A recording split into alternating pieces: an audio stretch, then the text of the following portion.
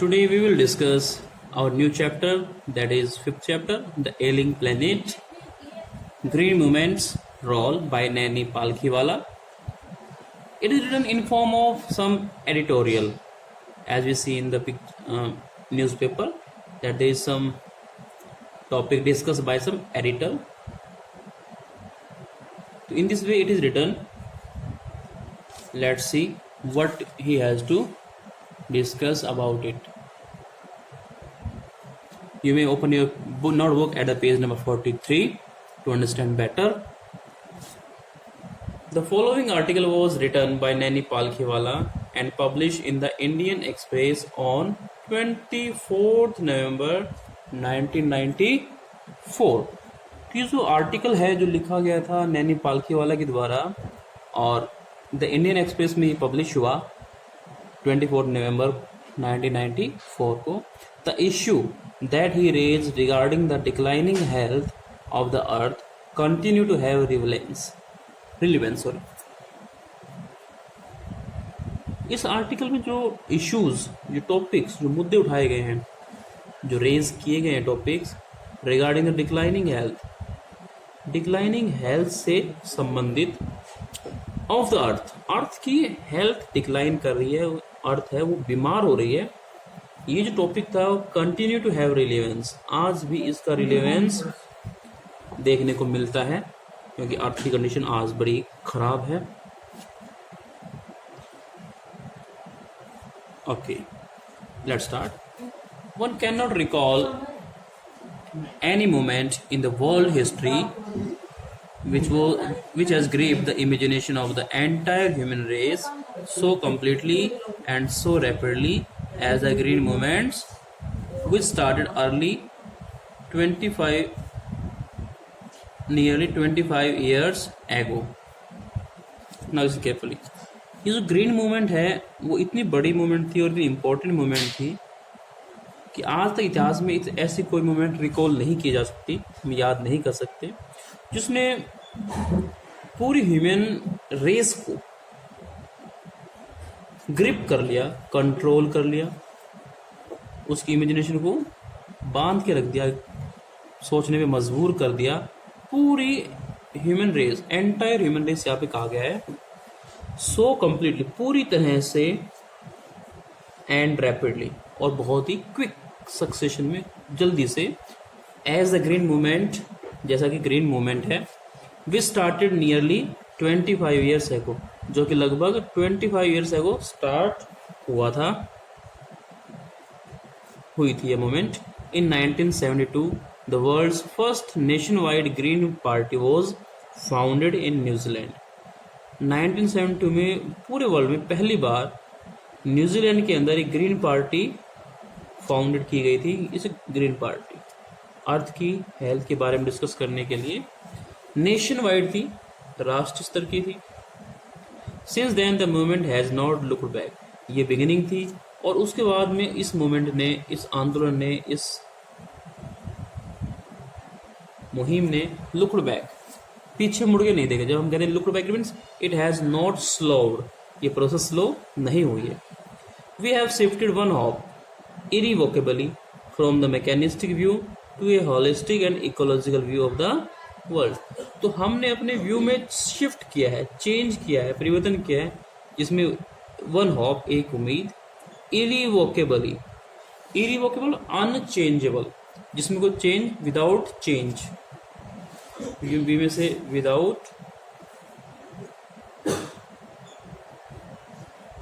Change, from the mechanistic view to a holistic and ecological view of the world.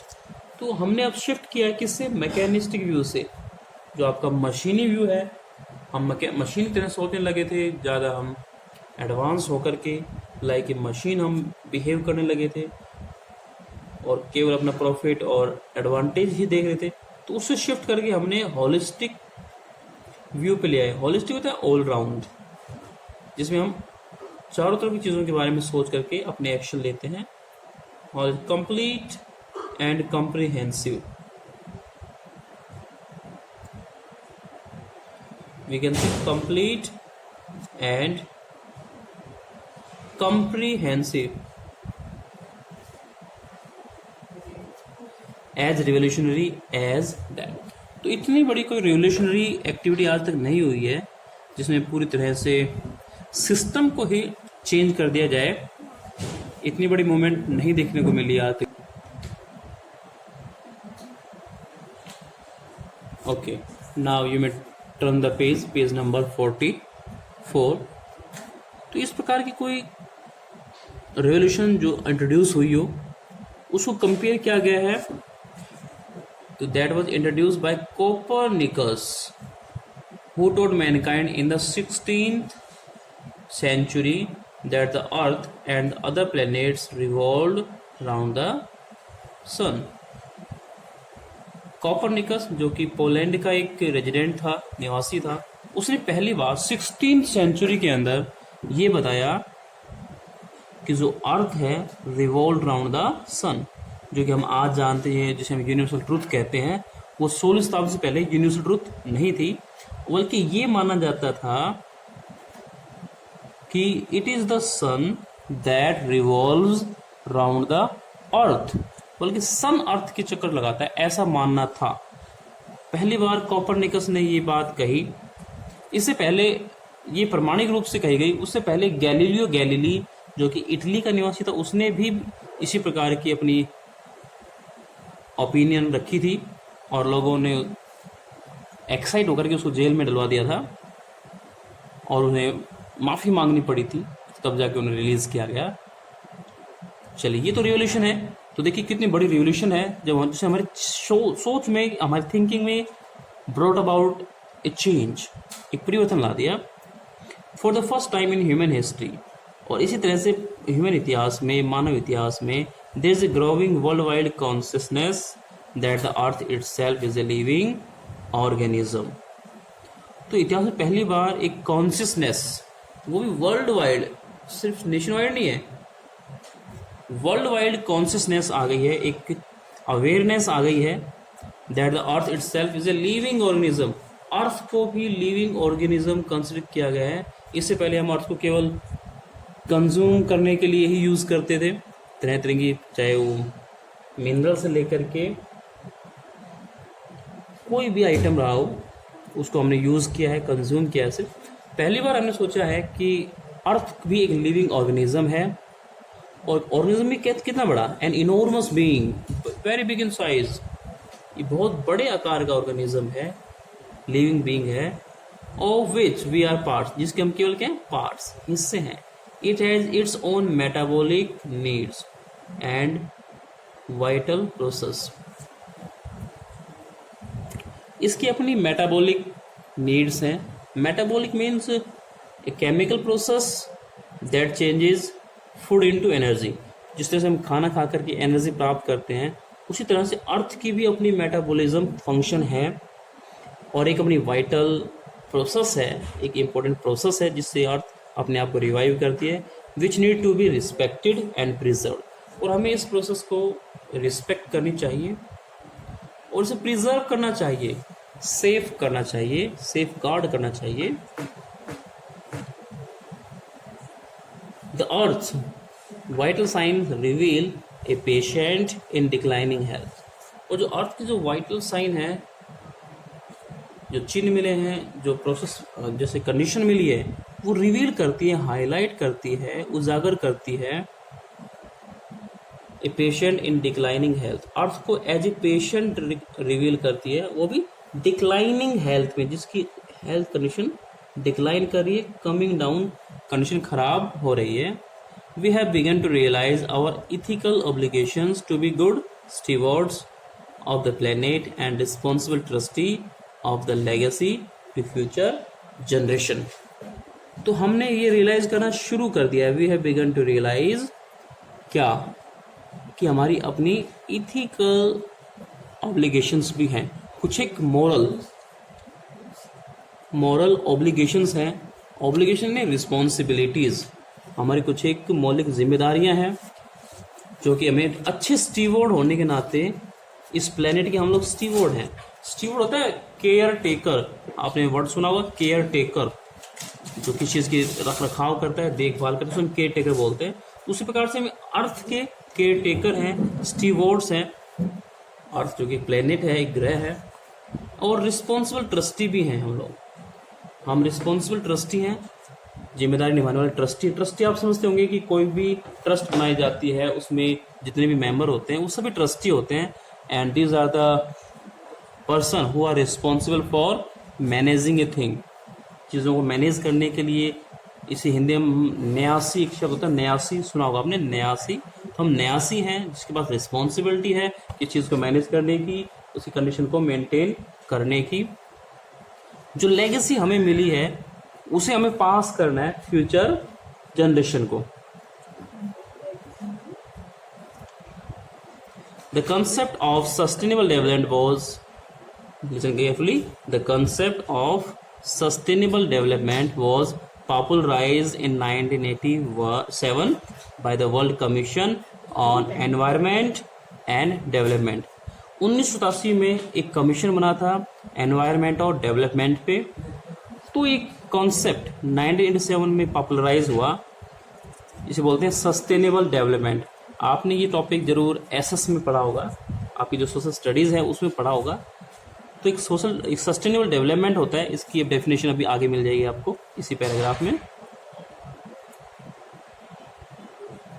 In its report it defined the idea, और इस idea को sustainable development को इस तरह से define करते हैं, परिभाषित करते हैं, development that meets the need of the present without compromising the ability of future generations to meet their needs, that is without stripping the natural world of resources future generation would need। Definition हम फिर से revise करते हैं। Development that meets the need of the present, कि एक ऐसा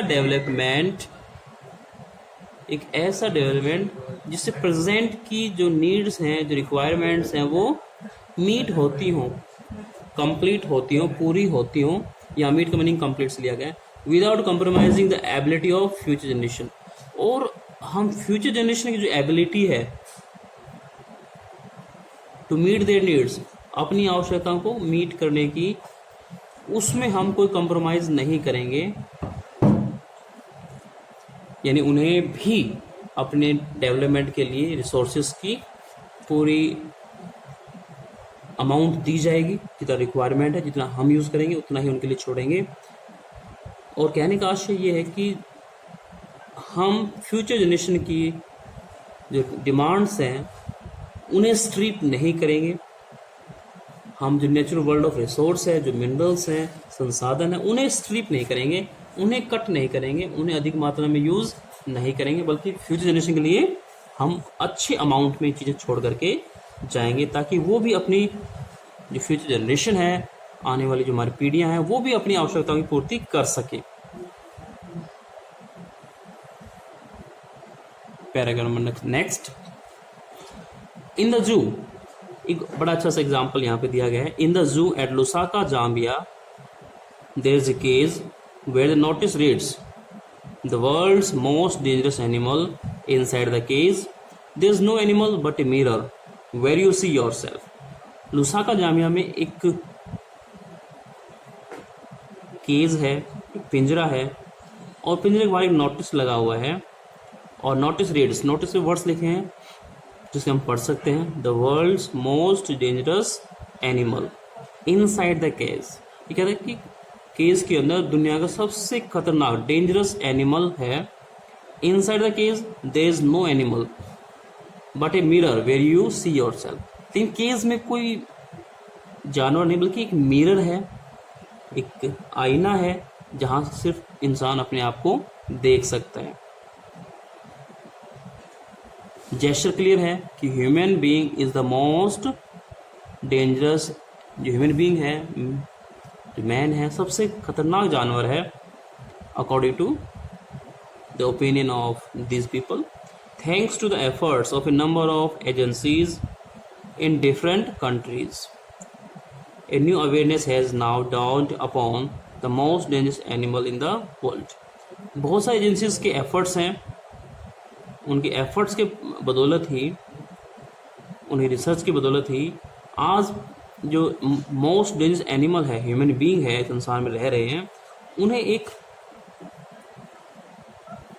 awareness मिली है, वो डाउन हुए ना, उजागर होना, कम टू नो, पता चल जाना कि जो ह्यूमन बीइंग है, जो मोस्ट डेंजरस एनिमल है, यहाँ पे देखिए नोटिस के बारे में मैंने बताया कि the words most dangerous animal, तो हमने क्लियर किया कि वहाँ पे मिरर था और जहाँ वो सिर्फ अपने आप को देख सकता था। तो बहुत सारी एजेंसीज के एफर्ट्स की वजह से एक अवेयरनेस आ गई है इस मोस्ट डेंजरस एनिमल को, इंसान को या ह्यूमन को या मैन की हम बात करें। He has realized the wisdom of shifting from a system based on domination to one based on partnership. तो उसे ये पता चला है कि हमें जो एक विजडम है, पुरानी चीज़ है, एक बुद्धि वाली बातें हैं, चतुराई वाली बात है कि हमें शिफ्ट करना पड़ेगा इस सिस्टम को जो कि बेस्ड ऑन डोमिनेशन था। जिस तरह से हम पहले डोमिनेट करते थे सिस्टम को, उसी तरह से अब हमें इसे शिफ्ट करके एक ऐसा सिस्टम अडॉप्ट करना पड़ेगा that is based on partnership. इससे टोटल हमारा नहीं है, हम डोमिनेट नहीं करते इसको, हम इसको केवल शेयर करते हैं। We are just the partners. Scientists have cataloged about 1.4 million living species with which mankind shares the earth. Scientist ने कैटलॉग किया है, एक लिस्ट बनाई है about 1.4 million living beings, 1.4 million living beings की यहाँ पे लिस्ट बन गई है। साइंटिस्ट लोग इसको एस्टिमेट कर चुके हैं, अनुमान लगा चुके हैं, जिस साथ ह्यूमन बींग इस अर्थ को, इस सिस्टम को शेयर करते हैं। Estimates vary widely as regard the still uncatalog living species.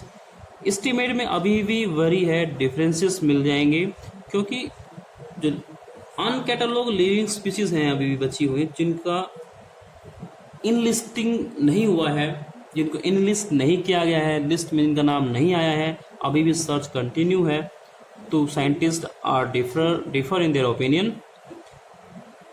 Biologists reckon that about 3 to 100 million other living species still languish unnamed in ignominious darkness. तो जो बायोलॉजिस्ट हैं, जो जैविक साइंटिस्ट हैं, जो बायो स्टडी करते हैं, उन्होंने एस्टिमेट किया है कि अबाउट 3 to 100 मिलियन, देखिए कितना डिफरेंस है, 3 to 100 मिलियन, 3 से लेकर के 100 मिलियन तक ये वेरी कर सकता है। ऐसी लिविंग स्पीसीज हैं जो अभी भी लैंग्विश हैं। लैंग्वेज मतलब अनरिकॉग्नाइज्ड, जिनके बारे में हमें नहीं पता, अनकैटलॉग्ड कह सकते हो, जिसकी लिस्ट नहीं बनी है। अननेम्ड है, जिनका नाम भी नहीं पता है हमें, उनको नेम नहीं किया गया है, और वो इग्नोमिनस डार्कनेस में है। इग्नोमिनस अंधकार में चल रही है, इग्नोमिनस अनजाने अंधकार में, इन अज्ञानता के अंधकार में है। And we are not aware about the names and the shape of these living things, but they still are there, लेकिन वो चीज़ यहाँ पर है। One of the early international commission which dealt inter alia with the question of ecology and environment was the Bandit Commission, which had a distinguished Indian as one of its members, Mr. L.K. Jha। एक international commission है जो कि inter Elia matter पे deal करता है। Inter Elia among others, ये बहुत सारे क्वेश्चन है, उसमें से कुछ एक तो क्वेश्चन यहाँ पे है इकोलॉजी का, जिसे हम बोलते हैं पारिस्थितिकी तंत्र। इकोलॉजिकल सिस्टम जो होता है हमारा, the relationship of human being with the animals and their environment in which they live. तो उस एनवायरमेंट के ऊपर एक क्वेश्चन के लेकर के एक ब्रांडेड कमीशन बनाया गया था। Branded commission, you can see the name, branded commission, और जिसमें एक distinguished, well known, famous Indian भी था, जिसका नाम था mister L.K. Jha. The first branded report raised the question, और जो फर्स्ट ब्रांडेड कमीशन था उसने एक रिपोर्ट दी और उसमें एक क्वेश्चन रेज किया गया यहाँ पे। क्वेश्चन है, are we to leave our successors a scorched planet of advancing desert, impoverish landscapes and ailing environment.